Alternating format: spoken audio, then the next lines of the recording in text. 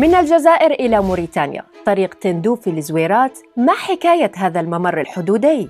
وما هي أبعاده الاقتصادية؟ الجزائر ترى موريتانيا بوابة عبور نحو الدول الإفريقية المجاورة وقبلة للسلع الجزائرية. هذا الأمر سيدعم الخطط الجزائرية لرفع صادراتها غير النفطية بأكثر من 7 مليارات دولار، خاصة بعد تراجع المغرب عن تصدير بعض السلع لموريتانيا لأسباب تتعلق بغلاء الأسعار ولتأمين احتياجاتها المحلية. وبالسنوات الأربعة الأخيرة تضاعف حجم التبادل التجاري بين الجزائر وموريتانيا بنحو 10 مرات. ومن أجل التكامل الاقتصادي وتيسير الحركة التجارية والمعاملات المالية تم افتتاح بنك الاتحاد الجزائري بنواكشوط. ليس ذلك فقط، فموريتانيا بيئة خصبة للاستثمار بما تمتلكه من ثروات كالحديد والذهب واليورانيوم والفوسفات، إلى جانب الغاز باحتياطياً يضعها في المرتبة الثالثة أفريقياً. وأخيراً، انفتاح موريتانيا لاستغلال ثرواتها.